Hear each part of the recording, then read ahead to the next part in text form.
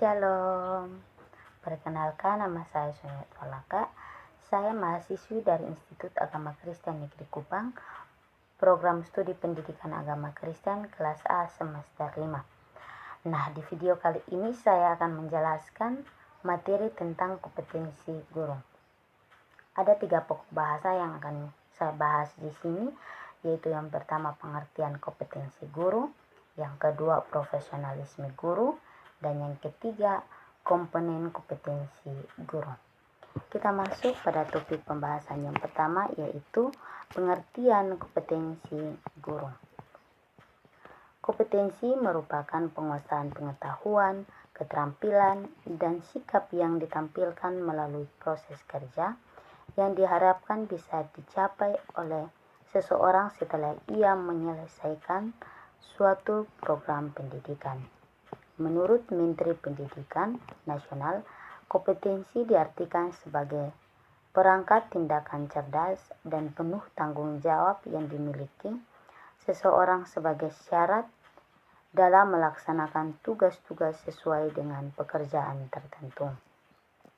Kompetensi guru bersifat kompleks dan merupakan satu kesatuan yang utuh dan menggambarkan pengetahuan, keterampilan, dan nilai-nilai dasar yang direfleksikan melalui kebebasan berpikir dan bertindak dalam melaksanakan tugas sebagai pendidik.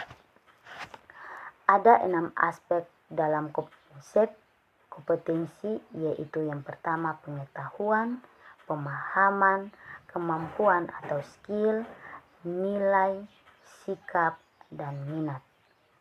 Nah, selain itu juga kemampuan yang harus dimiliki guru untuk mencapai tujuan dari kompetensi guru, yaitu yang pertama, guru harus memiliki kemampuan pribadi. Artinya bahwa guru harus mempunyai pengetahuan, kecakapan, dan keterampilan serta sikap sehingga guru mampu mengelola proses belajar mengajar dengan baik. Yang kedua, guru harus menjadi inovator. Artinya, guru harus menjadi tenaga kependidikan yang memiliki komitmen terhadap upaya perubahan dan informasi ke arah yang lebih baik.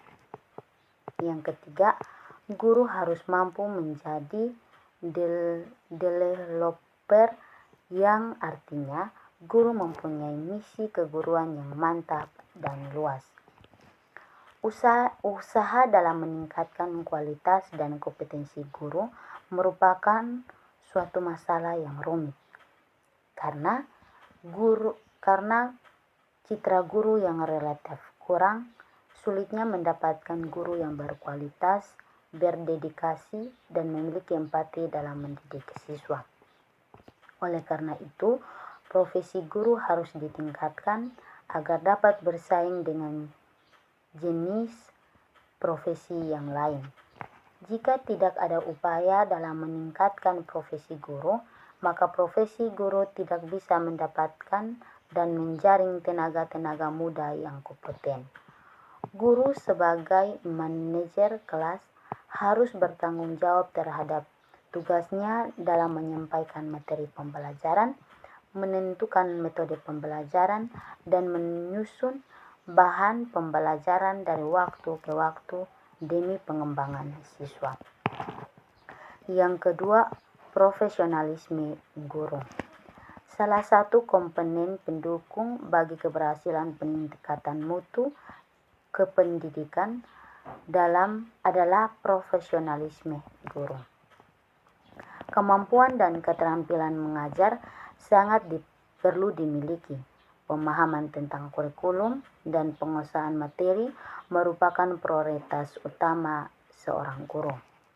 Guru yang profesional akan terlihat dari penampilan, pelaksanaan, dan pengabdiannya dalam menjalankan tugas-tugasnya, baik materi maupun metode. Keahlian yang dimiliki guru profesional adalah keahlian yang diperoleh melalui suatu proses pendidikan dan pelatihan yang diprogramkan secara khusus. Keahlian tersebut dapat dinyatakan dalam bentuk sertifikat dan akreditasi. Ada beberapa prinsip yang harus dimiliki guru yang profesional menurut Undang-Undang Nomor 14 Tahun 2005, yaitu sebagai berikut. Yang pertama, memiliki minat, bakat, dan panggilan jiwa, serta idealisme. Yang kedua, memiliki komitmen untuk meningkatkan mutu, pendidikan keimanan, ketakwaan, dan akhlak mulia. Yang ketiga, memiliki kualitas akademik dan latar belakang pendidikan yang sesuai dengan bidang status. Yang keempat, memiliki kompetensi yang diperlukan sesuai dengan bidang tugas. Yang kelima, memiliki tugas dan tanggung jawab. Yang keenam, memperoleh penghasilan yang ditentukan sesuai dengan prestasi kerja. Yang ketujuh, memiliki kesempatan untuk mengembangkan keprofesional secara berkelanjutan dengan belajar sepanjang hayat. Yang kedelapan, memiliki jaminan perlindungan hukum dalam melaksanakan tugasnya. Dan yang kesembilan, memiliki organisasi profesi yang mempunyai kewenangan mengatur hal-hal yang berkaitan dengan tugas keprofesional guru. Istilah profesional dalam definisi di atas menunjuk pada pekerjaan atau kegiatan yang dilakukan seseorang dan menjadi sumber penghasilan kehidupan yang memerlukan keahlian, kemahiran, atau kecakapan yang memenuhi standar mutu dan moral tertentu serta memerlukan kependidikan profesional. Sedangkan menurut Muhadjar, profesional mengarah pada tampilannya, kemampuan untuk membuat keputusan, keahlian atas beragam kasus, serta mampu mempertanggungjawabkan teori dan wawasan keahliannya. Yang ketiga, yaitu komponen kompetensi guru. Ada 4 komponen yang harus dimiliki guru yang profesional, yaitu yang pertama, kompetensi pedagogi, yang kedua, kompetensi kepribadian, yang ketiga, kompetensi profesional, dan yang keempat, kompetensi sosial. Kita masuk pada bagian yang pertama, yaitu kompetensi pedagogi. Kompetensi pedagogi merupakan kemampuan dalam mengolah pembelajaran yang meliputi pemahaman wawasan dan landasan kependidikan, pemahaman terhadap peserta didik, pengembangan kurikulum dan silabus, perencanaan pembelajaran, pelaksanaan pembelajaran yang mendidik dan dialogis, pemahaman teknologi pembelajaran, evaluasi hasil belajar, dan pengembangan peserta didik untuk mengaktualisasikan berbagai potensi yang dimiliki. Yang pertama, subkompetensi dalam memahami peserta didik secara mendalam dengan memanfaatkan prinsip-prinsip perkembangan kognitif, memahami peserta didik dengan memanfaatkan prinsip-prinsip kepribadian, dan mengidentifikasikan bahan ajar peserta didik. Yang kedua, rancangan pembelajaran. Subkompetensi ini memahami landasan kependidikan, menerapkan teori belajar dan pembelajaran, menentukan strategi pembelajaran berdasarkan karakteristik peserta didik, kompetensi yang ingin dicapai, serta menyusun rancangan pembelajaran berdasarkan strategi yang sudah dipilih. Yang ketiga, melaksanakan pembelajaran dengan memiliki indikator, artinya menata latar belakang pembelajaran dan melaksanakan pembelajaran yang kondusif.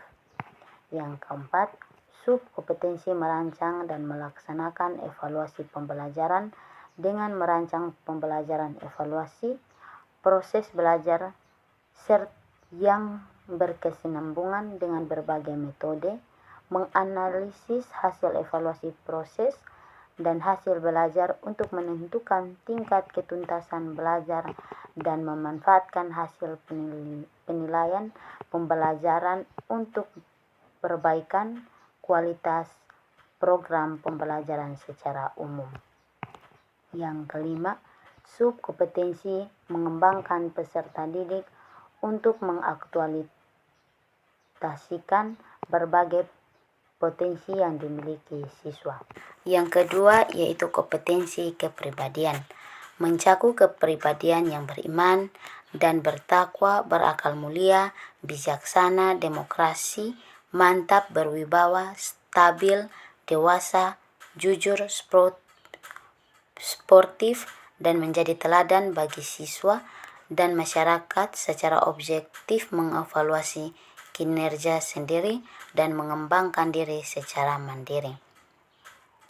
Yang kelima yaitu yang pertama, memiliki kepribadian yang mantap dan stabil serta bertindak sesuai dengan norma hukum, norma sosial, dan memiliki konsisten dalam bertindak sesuai norma. Yang kedua, kepribadian yang dewasa dalam menampilkan kemandirian dalam bertindak sebagai pendidik dan memiliki etos kerja sebagai guru.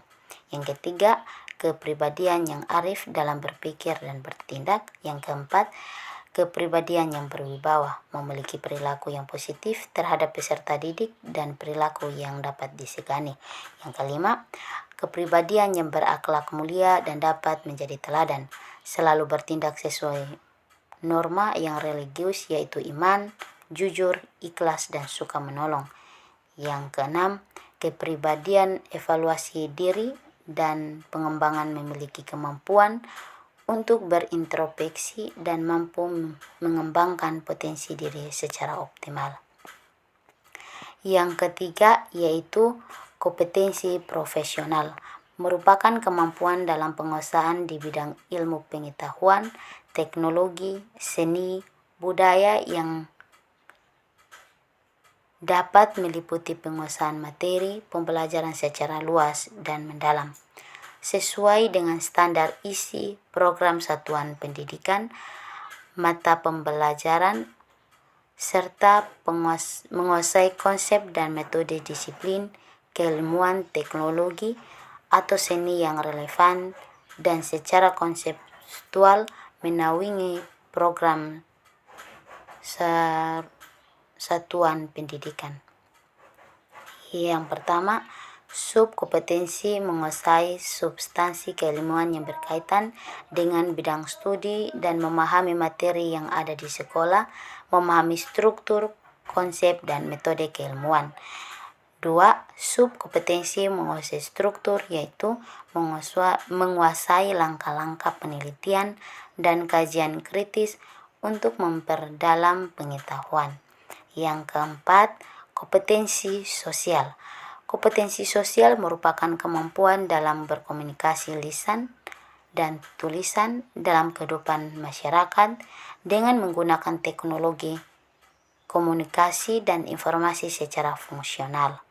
Kompetensi ini memiliki subkompetensi dengan indikator esensial sebagai berikut, yaitu yang pertama, mampu berkomunikasi dan bergaul secara efektif dengan peserta didik. Yang kedua, mampu berkomunikasi dan bergaul secara efektif dengan sesama pendidik dan tenaga kependidikan. Dan yang ketiga, mampu berkomunikasi dengan baik antara orang tua atau wali peserta didik dan masyarakat setempat. Demikian hasil penjelasan saya. Kiranya apa yang saya jelaskan ini dapat bermanfaat, dan saya mohon maaf jikalau dalam penjelasan ini ada kalimat yang salah. Saya mohon dimaafkan. Sekian dan terima kasih. Shalom.